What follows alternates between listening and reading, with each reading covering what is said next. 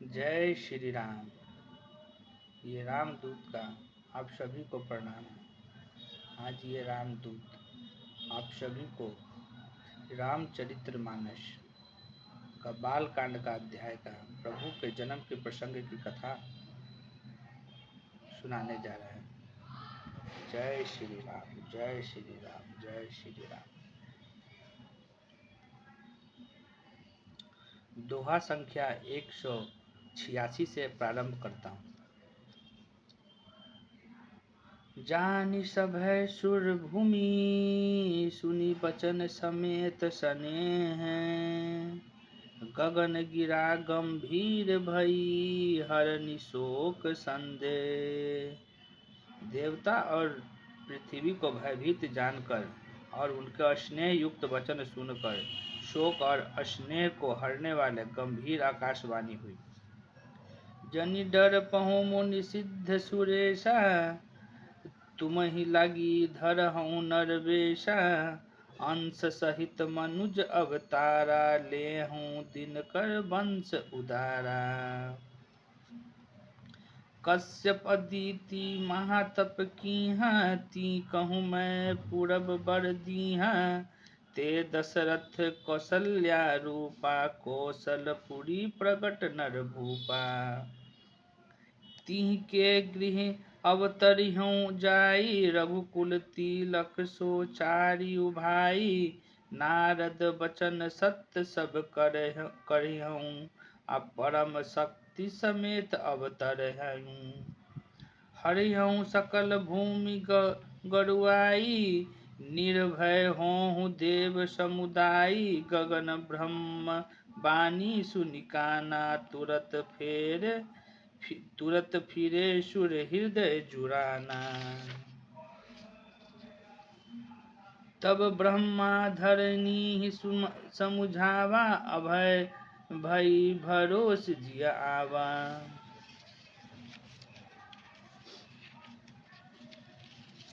हे मुनि, सिद्ध और देवताओं के स्वामियों, डरो मत। तुम्हारे लिए मैं मनुष्य का रूप धारण करूंगा और उदार पवित्र सूर्य वंश में अंशों सहित मनुष्य का अवतार लूंगा। कश्यप और अदिति ने बड़ा भारी तप किया था, मैं पहले ही उनको वर दे चुका हूँ। वे ही दशरथ और कौशल्या के रूप में मनुष्यों के राजा होकर श्री अयोध्यापुरी में प्रकट हुए हैं। उन्हीं के घर जाकर मैं रघुकुल में श्रेष्ठ 4 भाइयों के रूप में अवतार लूंगा। नारद के सब वचन मैं सत्य करूंगा और अपनी पराशक्ति के सहित अवतार लूंगा। मैं पृथ्वी का सब भार हर लूंगा। हे देव वृंद, तुम निर्भय हो जाओ। आकाश में ब्रह्म भगवान की वाणी को कान से सुनकर देवता तुरंत लौट गए। उनका हृदय शीतल हो गया। तब ब्रह्मा जी ने पृथ्वी को समझाया, वो भी निर्भय हुई और उसके जी में भरोसा यानी ढाढ़स बढ़ गया। नीज लोक ही बिरंच गे, देवन इह सिखाई। बानर तनु धरि धरि मही, हरिपद सेवहु जाई।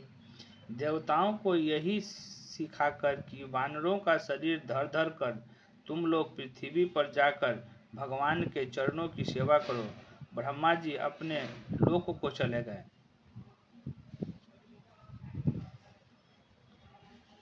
गए देव सब निज निज धामा, भूमि सहित मन कहूँ विश्रामा।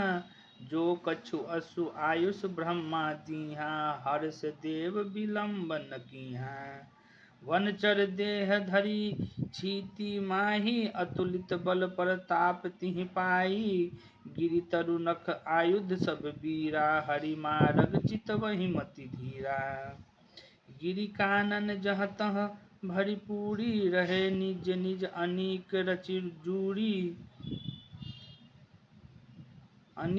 रचिरूरी। यह सब रुचिर रचित मैं भाषा, अब सो सुनहु सो बीच ही राखा। अवधपुरी रघुकुल मणि राउ, वेद विदित तेहि दशरथ नाउ। धर्म धुरंधर गुण निधि गयानी, हृदय भक्ति मति सागर पानी। सब देवता अपने अपने लोक को गए। पृथ्वी सहित सबके मन को शांति मिली। ब्रह्मा जी ने जो कुछ आज्ञा दी उससे देवता बहुत प्रसन्न हुए और उन्होंने वैसा करने में देर नहीं की। पृथ्वी पर उन्होंने वानर देह धारण की। उनमें अपार बल और प्रताप था। सभी शूरवीर थे। पर्वत, वृक्ष और नख ही उनके शस्त्र थे। वे धीर बुद्धि वाले वानर रूप देवता भगवान के आने की राह देखने लगे। वे वानर पर्वतों और जंगलों में जहाँ तहाँ अपनी अपनी सुंदर सेना बनाकर भरपूर छा गए। यह सब सुंदर चरित्र मैंने कहा। अब वह चरित्र सुनो जिसे बीच में ही छोड़ दिया था। अवधपुरी में रघुकुल शिरोमणि दशरथ नाम के राजा हुए, जिनका नाम वेदों में विख्यात है। वे धर्म धुरंधर, गुणों के भंडार और ज्ञानी थे।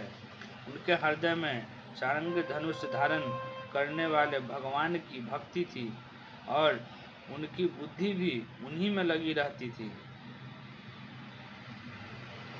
कौशल्यादि नारी प्रिय, सब आचरण पुनीत। पति अनुकूल प्रेम दृढ़, हरिपद कमल विनीत। उनकी कौशल्या आदि प्रिय रानियां सभी पवित्र आचरण वाली थी, विनीत और पति के अनुकूल चलने वाली थी और श्री हरि के चरण कमलों में उनका दृढ़ प्रेम था। एक बार भूपति मन माही, भय ग्लानि मोरे सुत नाही। गुरु गृह गयउ तुरत महिपाला, चरण लागी करी विनय विशाला। निज दुख सुख सब गुरहि सुनाऊं, आ कही वशिष्ठ बहु विधि समुझाऊं। धरहु धीर होहै सुतचारी, त्रिभुवन विदित भगत भय हारी। श्रृंगी ऋषि वशिष्ठ बोलावा, पुत्र काम शुभ यज्ञ करावा। भक्ति सहित मुनि आहुति दीहें, प्रगट अग्नि चरु कर लीहें। जो वशिष्ठ कछु हृदय विचारा, सकल काजु भा सिद्ध तुम्हारा। यह सब बाँटि देहु नृप जाई, जथा जोग जेहि भाग बनाई।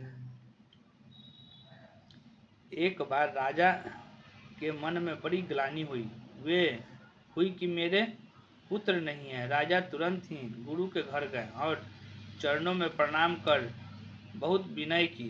राजा ने अपना सारा दुख सुख गुरु को सुनाया।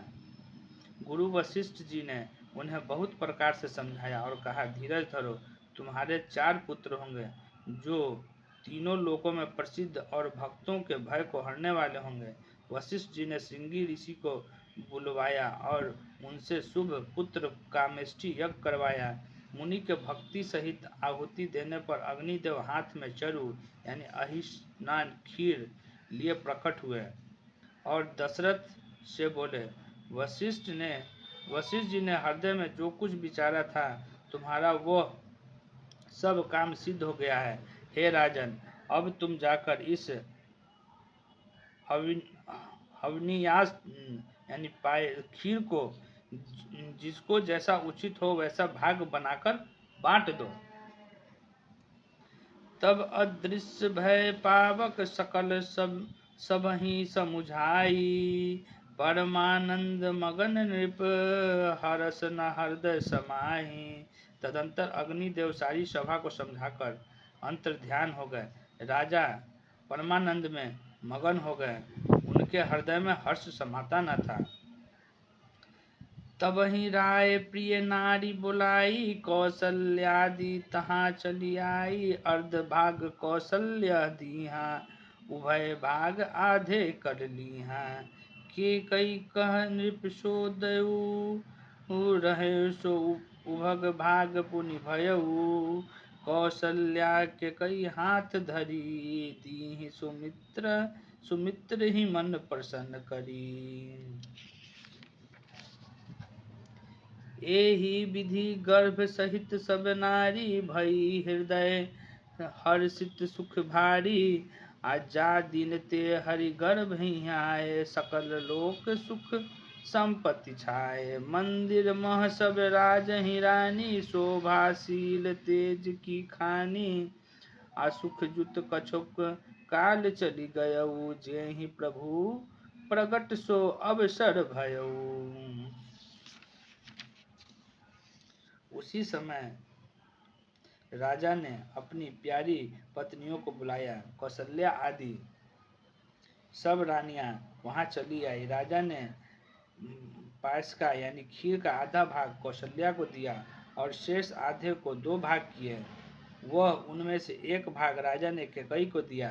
शेष जो बच रहा उसको फिर 2 भाग हुए और राजा ने उसको कौशल्या और कैकेयी के हाथ पर रखकर अर्थात उनकी अनुमति लेकर और इस प्रकार उनका मन प्रसन्न करके सुमित्रा को दिया।